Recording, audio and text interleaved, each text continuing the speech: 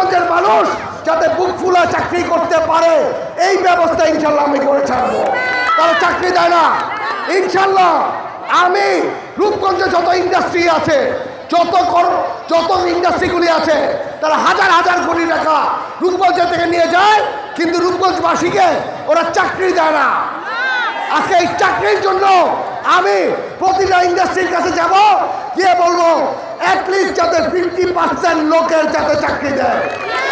রূপগঞ্জের মানুষের ঘরে যদি বাতি চলে তাহলে আপনার ইন্ডাস্ট্রির বাতি চলবে ইনশাল্লাহ। রূপগঞ্জের প্রতিটা ইন্ডাস্ট্রিতে রূপগঞ্জের মানুষ যাতে বুক ফুলা চাকরি করতে পারে এই ব্যবস্থা ইনশাল্লাহ আমি করে ছাড়বো। আজকে বিগত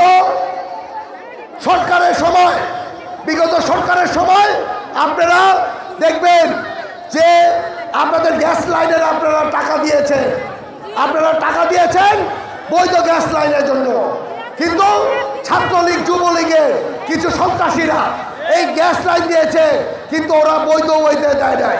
এটা কি আপনাদের ফল? আমি বলবো এটা আপনাদের ফল না, এটা হলো ছাত্রলীগ যুবলীগের ফল।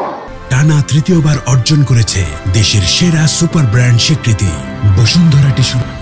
আপনারা আওয়ামী লীগের যেই ইন্ডাস্ট্রিগুলি আছে তাদের বাসার গ্যাস লাইন আপনারা কেটে দেন, আমার মা বোনের গ্যাস লাইন আপনাদের দিতে হবে, কারণ এই ফল করেছেন আপনারা।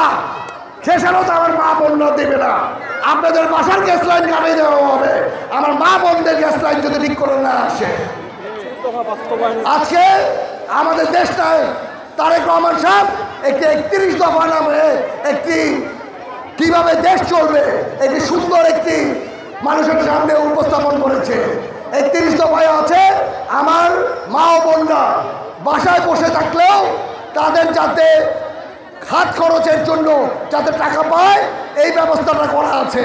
ওইখানে আছে আপনি যদি বাসায় থাকেনও, আপনি যদি আপনার সংসারও চালান, তাহলে আপনারা বাসায় বসেও অ্যাটলিস্ট 10,000 টাকা করেও পাবেন ইনশাল্লাহ।